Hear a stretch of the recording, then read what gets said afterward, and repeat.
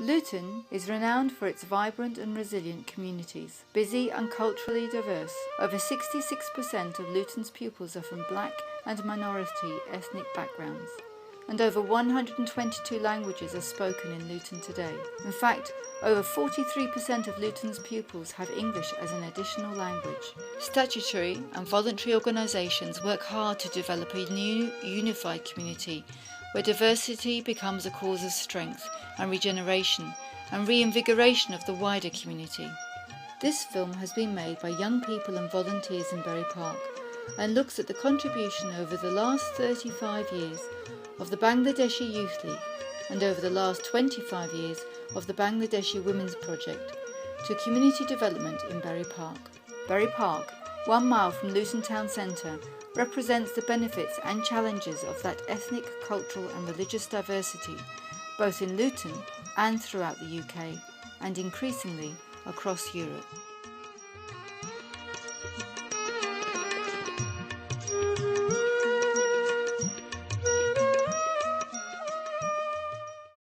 My whole life is part of my heritage, and heritage is part of my life. We come here, we don't change, we're still holding our own things, and we love that it will pass on to our children as well. My history, where I come from, my background, what makes me who I am today. As a young person, it's what you're sort of getting introduced to, what you're coming across, both at home, at school. Something from parents, it could be inheriting something from the community, which I can see that I've inherited and I've seen things through BOIL. Documenting the story of South Asian community who had come to Luton and settled here. One generation to the next in terms of well, hopefully the good things that we want to carry on. It's a journey of a lifespan which you grow into and come through. And we've all had journeys through BOIL from a very young age. What do we leave behind for those that will come after us? Which is our shared story, and for a town like Luton, where we've got so many people from so many different backgrounds, it makes a really big difference. And literature is part of my heritage, Bengali literature, and here when I came and became a citizen of this country, now the English literature is part of my heritage as well. It's where one's family and history comes from.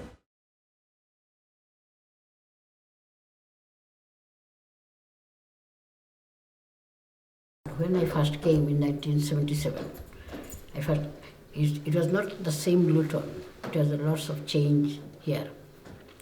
And even today the facilities are so many. We have seen so many mosques and so many other things, so many shops. But in 1977 it wasn't like this, very few shops and very few things. And even in the schools the facilities are not like this, because all the school, the staffs, the teachers, and even the school staffs, all are white people. There's no Asian at all. And our children, mainly our children are going to that school. And when first I came, after 2 weeks, actually, I went to see the schools. Because back home, I was a lecturer in a college for 5 years. And when I came in, I said, I'm staying in the house, I want to do something for the community. So I went to the school and asked them, what are the help do you need? Since I joined in 1979, when Bangladesh was established, our aim was, that time, to work for young people, to make sure the young people have right trainees, right experience, so they can go find a different job. Because that time, yes, we had an old generation. It was lack of understanding, language barriers. And that's the language barrier we said, okay, each householder should be able to have a child who can educate, who can help with their mother and father. When I came to this country in the 80s, in 1982, I was a 14-and-a-half-year-old child, went to school in this country. And as a child at that time, 14-and-a-half, I could clearly see the segregation and the discrimination, the overt form of discrimination that was taking place in the school at that time. I was confined into one classroom to just learn English. I wasn't allowed to participate in the mainstream school activities, including sports and music. The excuse at that time for the education department was, I'm a new migrant, I don't understand, I can't speak English. There was no assessment for the new migrant young people who were coming from subcontinent at that time in the 80s, particularly from Bangladesh. There was no assessment system at all to establish the baseline. Where am I at? So what they didn't realize in school, that I have been in good school in Bangladesh. My education base is quite sound. Only thing that I was lacking, because we don't practice speaking English in Bangladesh, so that spoken element wasn't there. But written English, they couldn't compare, because I was being taught in grammatical written English in Bangladesh.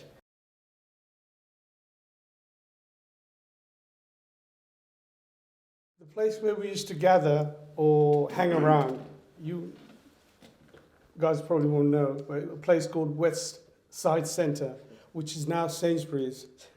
Okay, there was a metal barrier there, a framework, and we used to go and climb that thing, and we used to think, oh, is that the only thing we've got to do? You know, do you remember that? Yes, I do. Yeah, now it's Sainsbury's, and I reflect to that, and I think, gosh, how far has those things, you know, have moved on, and to this day, to what we have, BYL, to where it's gone, strength to strength. It's amazing. It's amazing. If we needed to go somewhere, it was either a bike, one riding the bike and one hanging at the back, and that's how it was. But looking back, we've had some great time. Let me just tell you a story. The worst moment was when we tried to go to Milton Keynes through M1 on a bike, and we got picked up halfway through by the police cars and dropped us back. Now, that's the kind of things we got up to as being friends.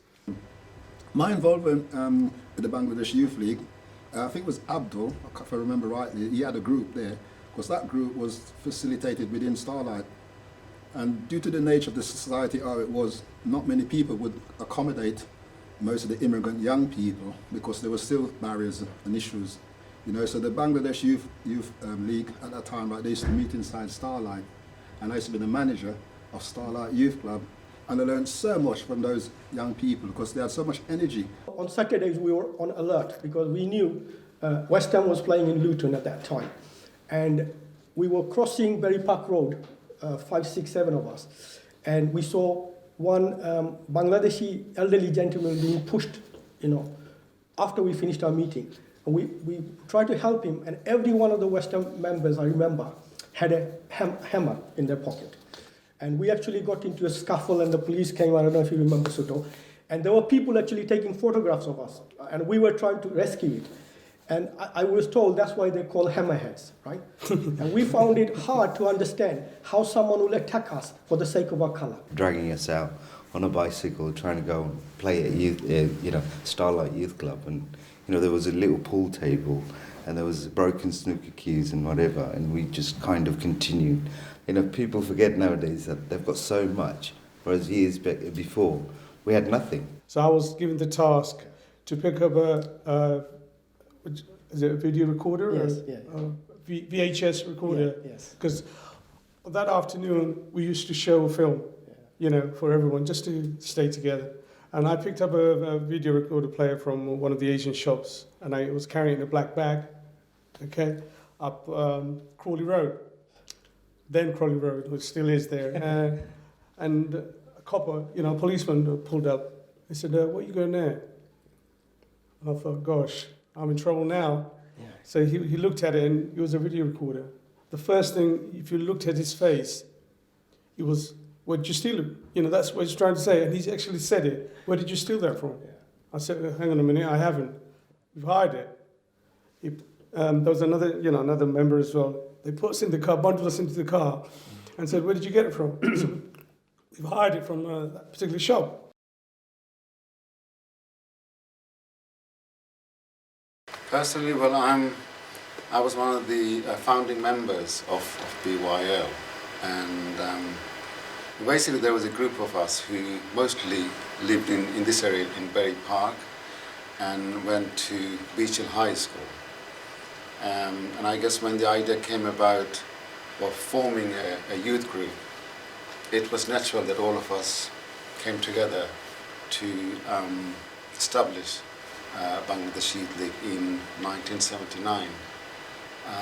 And the reason being, I think at that time, because there weren't that many groups or associations, and the community was fairly small, so the idea was really to have a platform where young people could meet and network. So that's how the idea came about of forming BYL in 1979. 1979, BYL formed officially, and some of us were members here. Some of us still live in Luton. The reason we got involved, initially it came out to a point that there's a meeting taking place. Our first chair was Abdul Latif. And the good thing about our chair was he couldn't speak English, a word of English. He couldn't understand other languages, but he had heart of gold. And he said, in this business, I will help you all if you are committed to do the things, you know. And 79 we officially formed. And I think 87 we had Suto organize a football team, and we actually went to London, and it was an inter-county match we had against the East London team. They had 22 organizations, we still won. And it came out to a big scuffle in the Brick Lane area, and we found out there were more Luton supporters there than us. I'll just touch upon one of the key period for the organization, I think, is when we, the cohort you see, which is, we got with the organization, I would say this is sort of the second cohort, which is myself, Shamshuz, Tahir, Hawa, Kalim, Mashkur, Jack. These were the second cohort, and I think what the organization went through is a fundamental shift from a club-based youth club, you'd call it a youth club on a Sunday, to becoming an organization. And that was the major leap for the organization during this period. But they were so enthusiastic, and had been from the very beginning, that there was never any doubt they were going to be successful. And they were trailblazing for all the youth groups of their age at that time. And they were streets ahead of anybody else in terms of achievement. Lots of other people talked a good fight, but they actually did it, and that was what really impressed everybody. So the people I was dealing with at that particular time, we had a lot of confidence in them. We knew that if we did things to help them, they would reward us by working in the community and delivering something really worthwhile. And in the end, that's how it worked out. I can recall, again, at the age of 18, by then Abdullah Khan has left Luton. Abdullah said, one person you can see is Bill Mackenzie. Yes, my initial involvement was way back. I was a member of Luton Borough Council at that stage, and for a brief while actually represented this particular ward. Memories a bit dim as to the sort of precise circumstances, but I remember being with and talking to a few of the young people who were anxious to do something positive for their community, to address some of the issues their community faced. I think it was an issue of trying to get some premises and a bit of funding together to get the organisation underway. I think I just helped out a bit where I could as a local councillor and somebody who perhaps knew a few people who would support them in their endeavour.